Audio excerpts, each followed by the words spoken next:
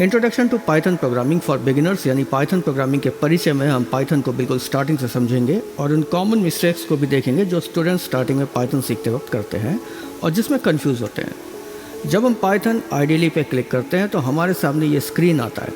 यहाँ पे हम कमांड तो टाइप कर सकते हैं पर प्रोग्राम नहीं लिखते क्योंकि ये इंटरेक्टिव मोड है और इसमें जैसे ही हम एक कमांड लिख कर एंटर प्रेस करते हैं हमारा कमांड रन कर जाता है। और इसलिए प्रोग्राम लिखने के लिए हम फाइल पे क्लिक करेंगे और फाइल में न्यू पे क्लिक करेंगे तो हमारे सामने ब्लैंक फाइल ओपन हो जाएगी।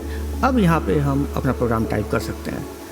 अब मान लेते हैं कि हमें अपने प्रोग्राम में कुछ भी इनपुट करना है क्योंकि कोई भी प्रोग्राम होता है उसमें इनपुट और आउटपुट ज़रूरी होता है। तो प्रोग्राम में हम क्या करने जा रहे हैं अगर हमें ये कहीं पे मेंशन करना हो तो इसके लिए हम कमेंट लिखते हैं। कमेंट के लिए हम हैश का यूज़ करते हैं और हैश के बाद आप अपने प्रोग्राम का विवरण या डिस्क्रिप्शन यहाँ डाल सकते हैं। सो लेट्स से कि हमें प्रोग्राम बनाना है जिसमें हम एक्सेप्ट करेंगे name and print the name, यानी कि हमें एक नेम इनपुट करना है और स्क्रीन पे प्रिंट कर देना है। बिल्कुल एक सिंपल सा प्रोग्राम देखते हैं तो ताकि इससे पता चले कि हम इनपुट कैसे कर सकते हैं। तो इनपुट करने के लिए हम इनपुट कमांड का यूज़ करते हैं, लेकिन जो भी चीज़ यूज़र कीबोर्ड से इनपुट करेगा वो कहीं स्टोर करना होगा। उसको स्टोर करने के लिए हमें वेरिएबल चाहिए। तो लेफ्ट साइड में वेरिएबल का नेम लिख लिया हमने n, हमने एज्यूम किया हम कोई भी नाम दे सकते हैं n, और हमने कमांड यूज़ किया इनपुट और फिर एक मैसेज दिया जो यूज़र को मिलेगा input please enter your name. तो प्लीज़ एंटर योर नेम को डबल कोट्स के अंदर लिखिए क्योंकि एक मैसेज है, ये एक स्ट्रिंग है, ये कोई वेरिएबल नहीं है। और ब्रैकेट दोनों तरफ लगाइए और ध्यान रखिए कि उसके पहले स्टेटमेंट के पहले कोई स्पेस नहीं होना चाहिए। अगर स्पेस दिया तो आपको नीचे जितने भी स्टेटमेंट लिखेंगे सब में स्पेस देना पड़ेगा क्योंकि सबके इंडेंटेशन बिल्कुल मार्जिन से सटा होना चाहिए। तो ये हमारा पहली लाइन हुई input please enter your name. अब इसी प्रोग्राम को रन करा के देखते हैं, इसी कमांड को रन करा के देखते हैं। तो उसके लिए हमें फ़ाइल को सेव करना होगा। तो चलिए फ़ाइल का नेम दे दिया डेमो और प्रेस F5। हम F5 प्रेस करेंगे तो प्रोग्राम रन होगा। तो ये हमसे नेम मांग रहा है, हमने नेम टाइप किया और हमने जैसे प्रेस एंटर किया हमारा प्रोग्राम ख़त्म, क्योंकि हमने नेम को प्रिंट तो कराया नहीं था तो कुछ स्क्रीन में एक्स्ट्रा प्रिंट भी नहीं होगा। तो अब वापस प्रोग्राम में चलते हैं और इसमें प्रिंट करने के कमांड को भी लिख देते हैं। तो प्रिंट कैसे करते हैं उसके लिए हम प्रिंट यूज़ करेंगे। सीधा है हमें प्रिंट करना है तो हमने यूज़ किया प्रिंट कमांड और ब्रैकेट में लिखा n, यानी कि जो भी n वेरिएबल था उसका नाम लिख दिया। अब हमने अपना नाम इनपुट किया, प्रेस किया, नेम डिस्प्ले हो गया।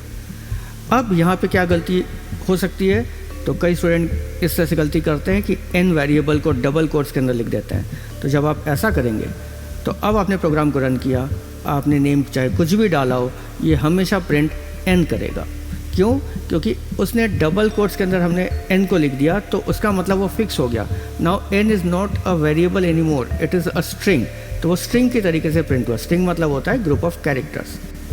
अब देखते हैं कि अगर हमें नेम के बजाय एज या कोई न्यूमेरिक वैल्यू हमें इनपुट करना हो तो हम यहाँ पे कैसे करेंगे। तो हम यहाँ पे मैसेज चेंज कर देते हैं और हमने यहाँ पे लिखा प्रिंट एंटर जो एज, हमने वैल्यू डाल दी और ये प्रिंट हो गया। तो जब तक हम प्रिंट कर रहे हैं तब तक हम इसी फॉर्मेट को यूज़ कर सकते हैं। लेकिन अब चलिए देख लेते हैं कि हमें 2 नंबर इनपुट करना है, करने के बाद हमें उनको ऐड करना है। तो हम यहाँ पे कमांड को चेंज कर देते हैं except 2 numbers and print their sum. तो हमें इन दोनों नंबर के सम को प्रिंट करना है। तो यहाँ पे मैसेज भी हमें चेंज करना पड़ेगा, एंटर फर्स्ट नंबर, और वेरिएबल का नाम भी आप यहाँ पे चेंज कर सकते हैं। जैसे n है तो उसको a और b ले लीजिए, इसी स्टेटमेंट को दोबारा कॉपी कर लीजिए। अब a b enter first number, enter second number, और जहाँ पे प्रिंट n लिखा हुआ है अब वो n वेरिएबल तो है नहीं हमारे पास, तो अगर हम n ही रहने देंगे तो एरर आ जाएगा। तो वहाँ पे a + b लिख दिया। अब a और b की वैल्यू को ऐड करेंगे। तो चलिए देखते हैं, हमने लिखा 10 और 20, उस हिसाब से 30 आना चाहिए, लेकिन आएगा क्या? आएगा 1020। ऐसा इसलिए हुआ है क्योंकि हमने जो 10 इनपुट किया है उसको as a string format input किया है। उसने सोचा जैसे नेम होता है वैसे ही ये नंबर भी 10 है और 20 है, तो 1020 को आपस में जोड़ दिया। इस चीज़ को हम कैसे सॉल्व कर सकते हैं, क्योंकि अभी तक तो ये एज अ स्ट्रिंग इनपुट हो रहा, तो हमें बताना पड़ेगा कि हमें एज अ इंटीजर चाहिए, जो भी इनपुट हम ले रहे हैं वो एज अ नंबर चाहिए। तो उसके लिए हम int फंक्शन का यूज़ करेंगे। अब इनपुट के पहले int लिखेंगे और ब्रैकेट ओपन करेंगे, क्योंकि एक फंक्शन है और पूरा स्टेटमेंट हमें ब्रैकेट के अंदर बंद करना है और int ब्रैकेट के अंदर। और यहाँ पे भी वैसे ही करेंगे, INT bracket open bracket close. अब यहाँ पे कई बार स्टूडेंट्स मिस्टेक करते हैं कि ब्रैकेट 2 ओपन कर लेते हैं और एक ही बंद करते हैं और उसके बाद प्रेस एंटर करते हैं तो कर्सर उनका सेंटर में ब्लिंक करने लगता है और उनको समझ में नहीं आता कि ये क्यों ऐसा एरर आ रहा है। ऐसा इसलिए हुआ क्योंकि ऊपर आपने ब्रैकेट बंद नहीं किए। ब्रैकेट बंद करिए, प्रेस एंटर करिए और अब आप प्रोग्राम को रन करिए और enter first number 10, 20 and now we are getting correct output, that is 30।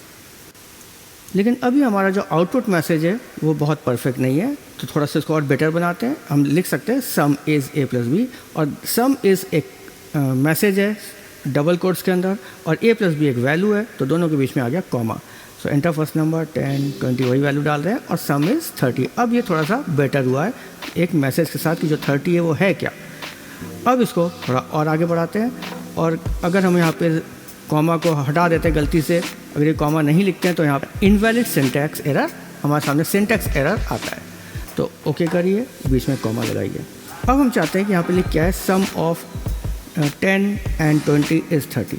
तो अगर हमने इस चीज़ को ऐसे लिख दिया sum of a and b is a plus B, तो देखिए अब क्या होता है 10, 20 के बाद 30 आया, लेकिन कैसे आया sum of a and b is 30। तो अब यूज़र समझ में नहीं आएगा कि ये a एंड b है क्या।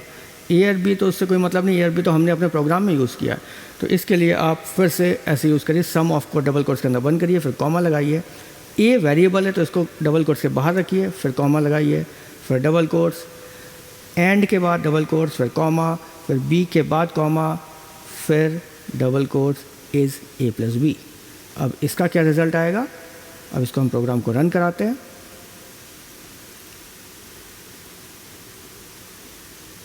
सम ऑफ 10 एंड 20 इज़ 30। तो ये हमें एक बेटर तरीके से आउटपुट दिखा रहा है ताकि पूरा मैसेज प्रॉपर मिल रहा है। अब इसी प्रोग्राम को थोड़ा सा और इसमें ऑपरेटर्स यूज़ करते हैं। तो हमने sum of a and b is a plus B किया है, तो अगर सम निकालना तो प्लस ऑपरेटर यूज़ करेंगे, अगर हमें डिफरेंस निकालना होगा तो माइनस साइन,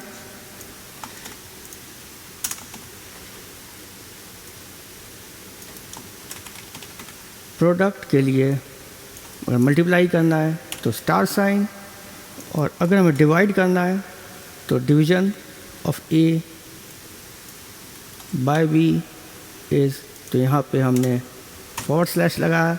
फॉरवर्ड स्लैश हमें जो डिवाइड करके देता है ये हमें फ्लोट वैल्यू में देता है, यानी कि पॉइंट में देता है। और अगर हम चाहते हैं कि हमें फ्लोट डिवीज़न करना हो, फ्लोट डिवीज़न दैट मीन्स कि अगर 4.5 है तो उसकी जगह 4 आए, यानी कि अगर हम बचपन में जैसे डिवाइड करते थे तो हम ऊपर क्वोशेंट लिखते थे और नीचे रिमाइंडर बचता था। तो अगर हमें फ्लोट डिवीज़न करना है तो उसके लिए हम डबल फॉरवर्ड स्लैश लगाएंगे। और अगर हमें रिमाइंडर भी निकालना है तो रिमाइंडर के लिए आप reminder after division of a by b is, तो आप यहाँ पे रिमाइंडर के लिए मॉड्यूलस ऑपरेटर यानी परसेंटेज सिंबल, तो मॉड्यूलस ऑपरेटर बोलते हैं इसको, ये परसेंटेज का साइन को यूज़ करते हैं। तो अब हम F5 करते हैं रन करने के लिए। एंटर फर्स्ट नंबर हमने दिया 20, दूसरा नंबर हमने 7 दिया ताकि हमें फ्लोट में डेसिमल वैल्यूज़ में हमें उसका डिवीज़न का रिजल्ट मिले। तो sum of 20 and 7 is 27, difference of 20 and 7 is 13, product of 20 and 7 is 140, division of 20 by 7 is 2.857, float division of 20 by 7 is 2, तो 7 2 14 होता है, और जो रिमाइंडर होता है that is 6 is coming here.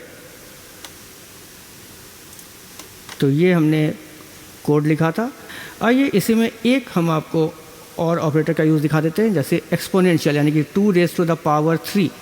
तो अगर हमें पावर दिखाना हो 4 रेज़ टू द पावर 3, तो अगर हमें ऐसा प्रोग्राम बनाना हो तो इसके लिए क्या करेंगे, एक्सपोनेंशियल के लिए जैसे हमने किया एंटर योर नंबर और एंटर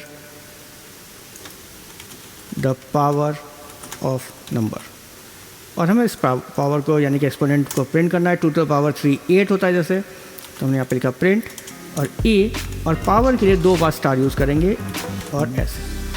अब हमने रन किया, एंटर योर नंबर हमने लिया 3, और 3 का पावर 2 होता है तो 9, 3 का पावर 3 होता है तो 27, 3 का पावर 4 होता है तो 81। तो हम 4 लेके देखते हैं। So we are getting 81, 3 to the power 4। Again we can give proper message here, power that is a raised to the power b is a into b या a to the power b. 4 raised to the power 3, 4 raised to the power 3 is 64. तो यहाँ तक हमने operators के बारे में देखा पहली क्लास में, तो इनको थोड़ा प्रैक्टिस करिए। नेक्स्ट क्लास में हम इसके आगे की चीज़ों को देखेंगे।